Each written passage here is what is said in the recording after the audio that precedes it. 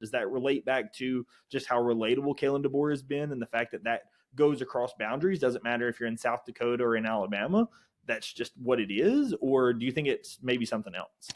It's amazing what happens when you give a guy who is good at building relationships time to build relationships. I mean, and the way that I've put it to people is when he was at Washington, who was going into the state of Alabama from the West Coast and stealing players out from underneath Nick Saban? Nobody. No. Who was going into the state of Georgia and stealing from the West Coast and stealing players out from underneath Kirby Smart? No one.